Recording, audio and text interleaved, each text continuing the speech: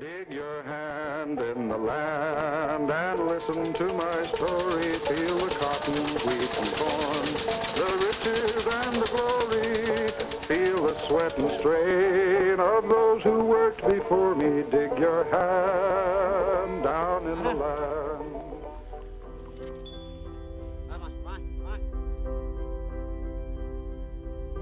Global agriculture has changed more in our lifetime than in the previous 10,000 years. But as with all change, conflicts of interest have arisen. Nowhere is this conflict more poignant than in the story of seed. In this film, we'll look at how the seed has changed in farming and in our culture from a sacred element and the giver of life to a powerful commodity used to monopolize global food production. This conflict between farming and business, between knowledge and control, between truth and propaganda, lies at the heart of the story of seed. Once a company starts to see royalty collections from every seed, it pushes its genetically engineered crops to replace the native crops that farmers and peasants have grown over millennia. We don't know what is in the ecosystem. We don't know what we have in it. So it's nothing to do with feeding the world, it's nothing to do with tackling some of these huge issues we're facing today. It's about control of the food sector, of the food economy.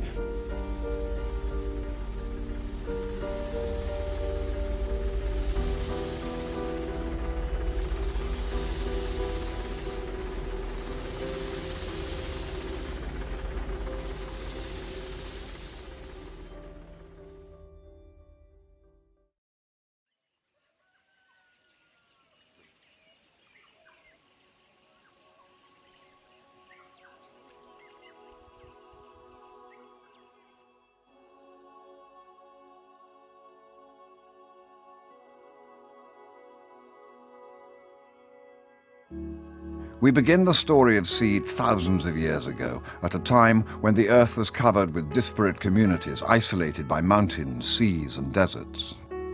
A huge diversity of cultures, traditions, and languages evolved across our planet, adapting to the many different climates and ecosystems. Over centuries, the individual societies developed different ideas, cosmologies, routines, and rituals, creating a vast bedrock of diversity.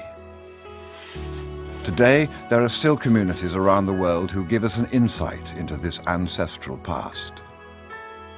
All traditional cultures have been based on the recognition that the most important reason we are here on earth is to play our role in maintaining life in its diversity. Because seed contains life, seed has been central to reproducing the culture of life. And if you look at rituals in India, in Africa, in Latin America, seed is at the center of it. የምንመገበው ህይወት እስከሆነ ህይወት ነው ህይወት ነው mwana chibebiwa naene rimuzalira yone koroni radova rajambeu musi mutu olova ramuzalira ene apa laedela hone uitelo radele zaudi na neridove riwane zaudi musi richilima mbiao ya gĩtũmi kĩngĩ nũntũ mbiao nĩ icio ciumagaragia ciathiaga kũruta kĩgongwana nũntũ ndeni ya irĩ ũtikĩũmba kũraga mbũri yonko ũtena irio tena mbiao.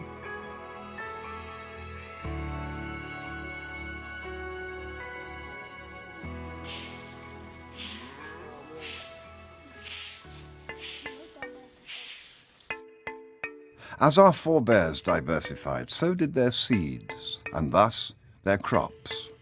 Long before Darwin articulated his theory of evolution by natural selection, men and women around the globe were practicing this very process, re-sowing seeds best adapted to their particular environment, and thus becoming a part of the process of evolutionary change.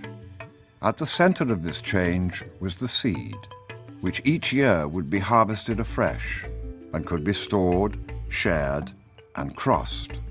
We, are the inheritors of this rich global biodiversity. The more we look at seed and biodiversity, the more we realize that the level of intelligence in the seed itself and in the breeding that farmers have done by working with the seed has given us not just the highest level of biodiversity, but the highest level of quality of food, the highest level of nutrition. አንድ አይነት ቢሆን ከዘራ ጠፋ ያው የጠፋ ነገር ቅድም የተረጎምኩት ሊሆን ይችላል Farmers breed for resilience, and therefore they breed for cooperative arrangements. They don't breed one crop. They know they must have many crops because the climate changes. They know they must have many crops because nutritional needs are diverse. The production of food in indigenous traditions for most of human history has been to focus on advancing biological diversity.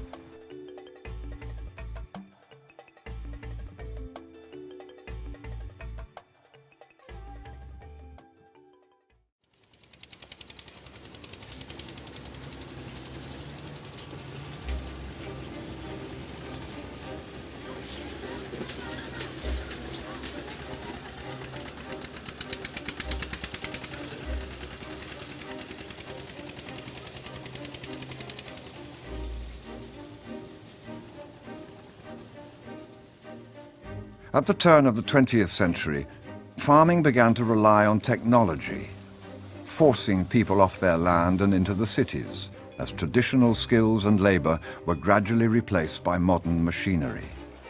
But as Europe became embroiled in 2 world wars, the chemicals produced for warfare were set to change the face of agriculture.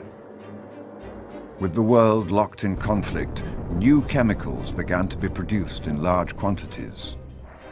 And once peace returned, the companies producing these chemicals needed to create alternative outlets for their products. By making minor alterations, explosives and nerve agents were reformulated as fertilizers and pesticides. And chemical agronomy found its way onto farmland around the world. ዛሬ ወቅቱ ቅመም ፈልጓል ሁሉ ምግብ እንኳን ሁሉ አይነት ታልተዘጋጀ አንድ አይነት ምግብ ቢሰጥ እንትን አይም ሁሉም የፍነሽ ማነሽ እንዲሁ ነበር የሚዘሩት አሁን ግን ዱሮ አሁን አይታወቅም You're now bringing a lot of chemicals and the need continues to grow. It's not static and that need never ends.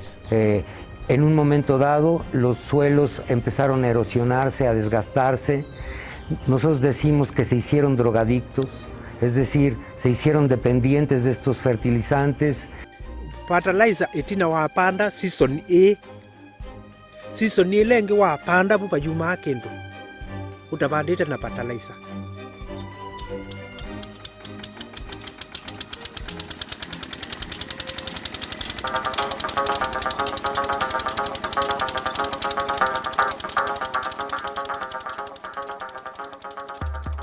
As the farmyard mechanized and chemical use increased, the story of seed was also about to change.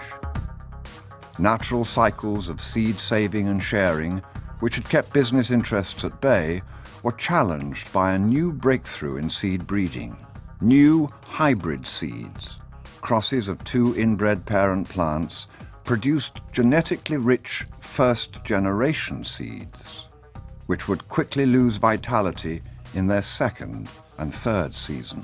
This natural process of hybrid breakdown meant that farmers no longer benefited from replanting their seed. Instead, they had to buy new seed each season.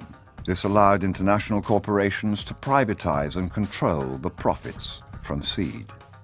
In the 1960s, these corporations began a worldwide proliferation of their new seeds. Recognizing global agriculture as an untapped and hugely profitable market, they set forth to, in effect, privatize the world's food system. Farmers around the world left their traditional farming systems in droves, buying into a dream of greater productivity, less labor, and more money. Monocrops like tea and coffee began to replace indigenous crop species, and subsistence farming on which the local community survived, was replaced by these new monocrops, grown to export. As global food output rose, traditional farmers were being seduced into this new system, despite seeing their production costs rise dramatically, as new seed, fertilizers and pesticides had to be purchased for each new season. And they found their new crops became subject to unpredictable international markets. These farmers had unknowingly bought into a system which was proving less resilient, less sustainable, more expensive, and ultimately detrimental to their survival. Mbewisu tenola withia wanasio undumwe wambe mbewisu wanewa wabanda tili mbuye mwe buyelengi ndo ileta umetongia mondani nundu watongia mondani anandesia tondu ikijo kule nikyo ikurehe mbeca kule iringi gutwara murimo no tikuga ni kuria ro iria twariaga tene ri no njega gukira icio. What do you think are the consequences of replacing many different varieties of crops, food crops actually, with a single crop that you cannot eat? I think the real concern is that there is an increasing corporate control of the seed chain, and increasingly that means that a very small number of people are having a massive influence over the way in which farmers are able to farm. Traditional practices of saving seed are now under threat, and what that does essentially is to put corporate profit ahead of the ability of farmers to feed themselves and their communities. Mbeu ina masiando itwanga uri mbeu vasava nayo vava na mbiuntswa idor vadorenga vasapedzi ende chikosina hela yavo yachikale avanga rengi nga uri chati uno vadova vanayo vone vadova una zvone yadova ikuita zvonevo zvimwe zvisaira na mbeu ndingazori kuri vathu vothe vashangu khavavuyelele kha zvahavo.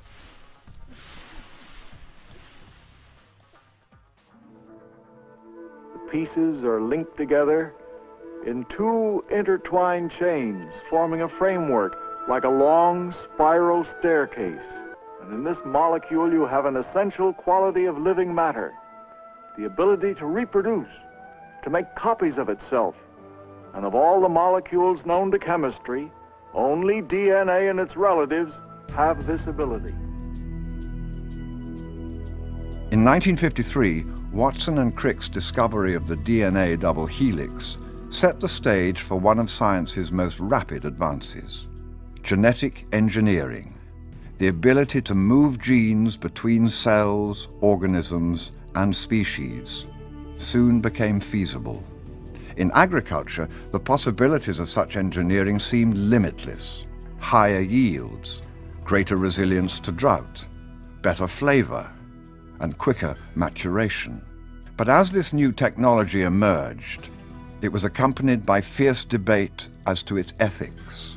Meanwhile, the most significant role of this new technology was being decided not in the field, but in the courtroom. The United States Constitution gives Congress the power to pass laws relating to patents that gives its owner certain rights to an invention. Those include the right to keep others from making, using, selling, or offering for sale the invention that is described in the patent. Intellectual property laws had long asserted that patents could be claimed on new and proven inventions. But in 1995, the World Trade Organization proposed a radical change in international law. Under pressure from global corporations, they ruled that microorganisms and microbiological processes already existing in nature could be patented. Under this new law, a seed could be genetically engineered to contain particular genes which could then be patented and privately owned. As far as the seed is concerned, this leap in terms of property rights on life itself is the most serious threat to seeds of diversity, seeds of freedom that are in the hands of peasants.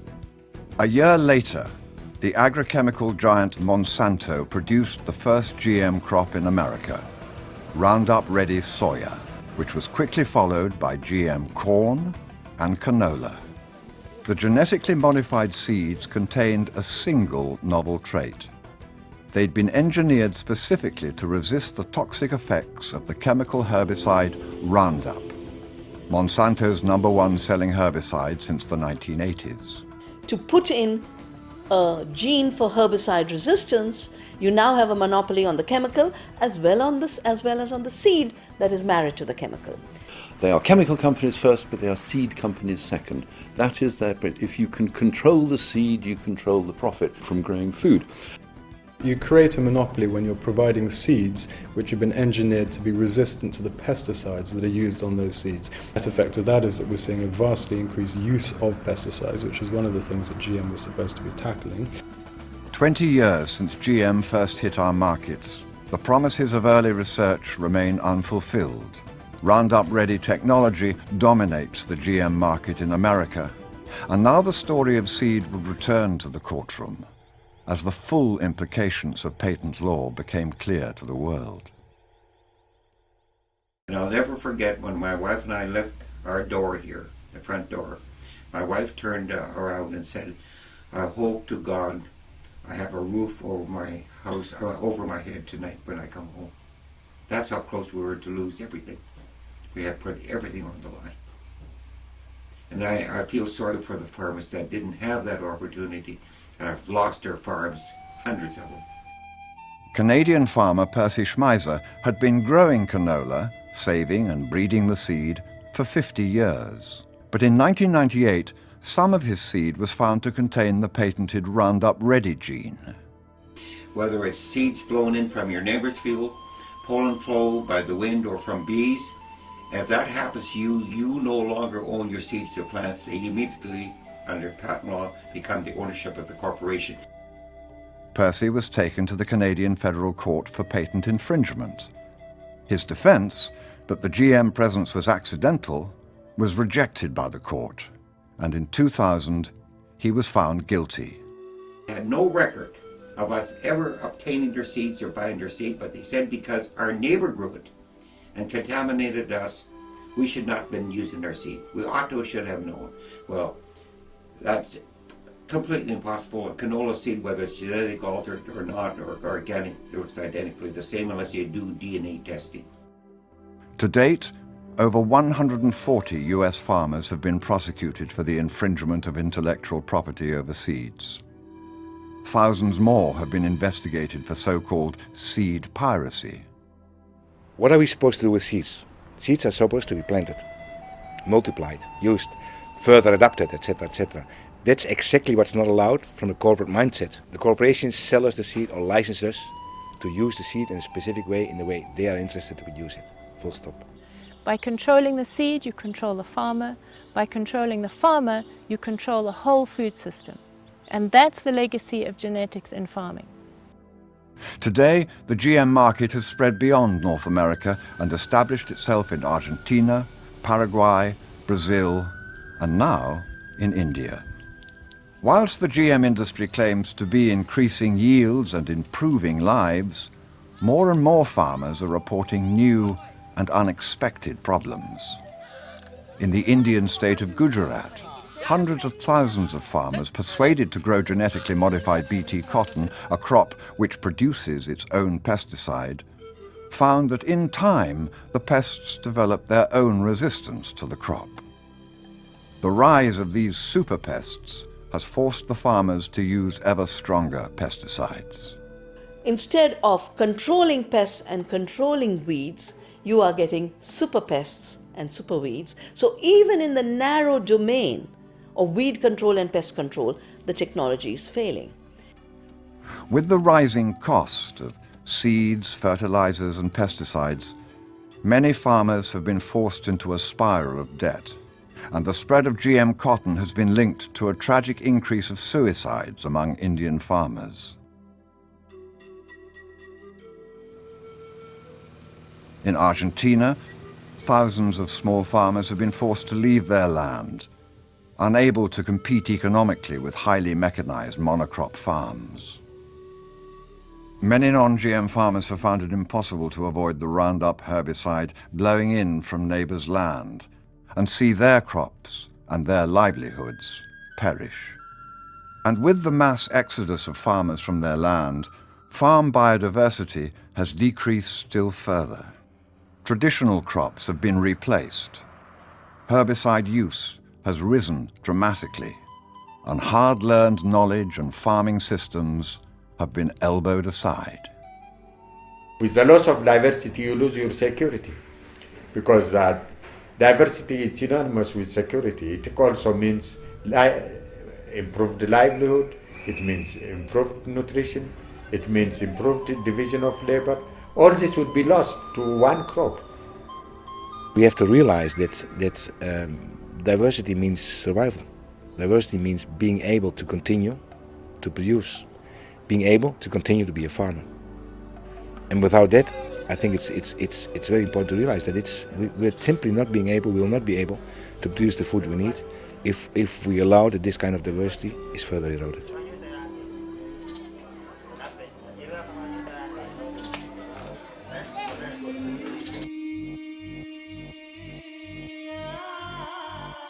Behind the global push for GM and its emergence in new markets in Africa, Asia and South America, one message has underpinned its progress: that the developing world is struggling and impoverished and unable to feed itself, but that GM can turn around their beleaguered fortunes. Poor farmers out there, they're not really efficient, and they have these old seeds, and they need to become more productive, and then the problems with hunger in the world are being solved. That message is not based on facts at all. We are concerned about starving people in Africa. We are concerned about starving people in Asia. Let us be blunt about it.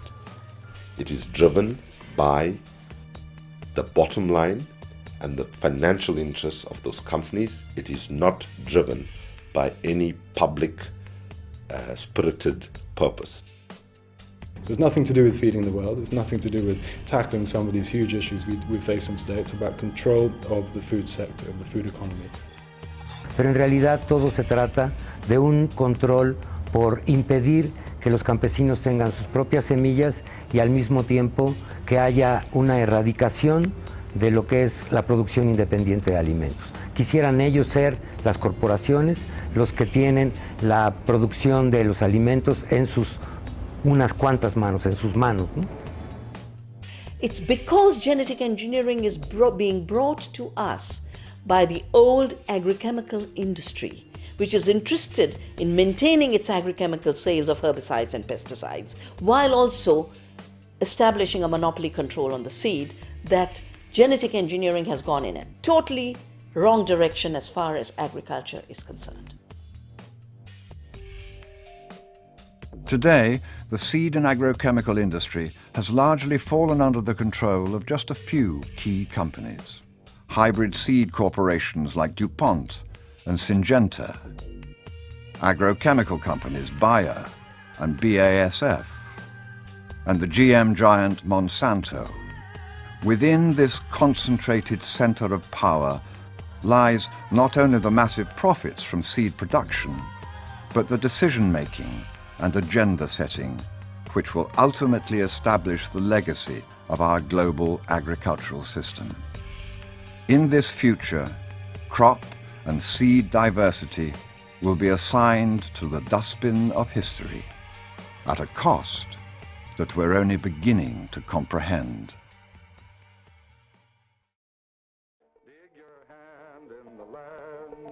Touch the toil and sorrow in the soil where the greenbacks never grow on what I borrowed. Dig down and tell me where's my seed for tomorrow. Dig your hand down in the land.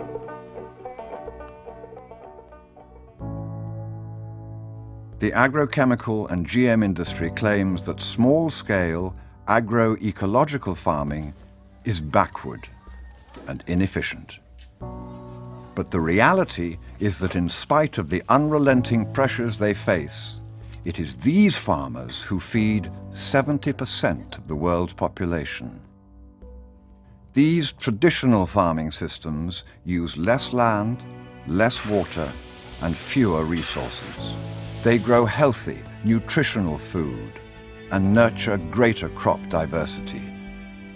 They protect soils, water, and ecosystems, and they are proving more resilient in the face of climate change. It is these farming methods that can show us the way forward for real food security. Ecological systems, localized, biodiverse, are the ones that are really providing food, nourishment, health, and joy in eating for local communities. We need to decentralize our food system, and if we have to decentralize our food system, decentralized seed provisioning, seed sovereignty must become very much central to food sovereignty.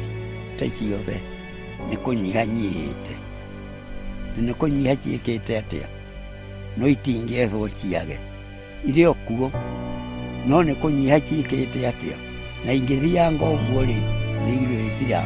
If we don't take this opportunity, we are going to lose the city and lose the future of all, the future of our children. So farmers around the world are coming together and are working for food sovereignty, the right for people to produce their own cultural food. Kuima kwa mbeu isi ako kithio kitu ni wa kuimbika utani nundu ndumwe ciana ciakwa yisa kwitha na nzaa nundu ila na banda mwe ona kwimbua na kutembua nini ninguketha kana mubya. I don't think the public should ever underestimate the potential power that they have should they choose to use it. You know, who would have thought that Murdoch and News Corp could have been brought low by a sense of outrage. I think if we have a much bigger public debate around the kinds of agriculture that we want and the kinds of practices and techniques of some of those big seed corporations, we might just get that same degree of outrage and hopefully a system in the long term that's better for people and the planet. Then if we look at the ancestral way, we find the solution to rebuild what has been destroyed.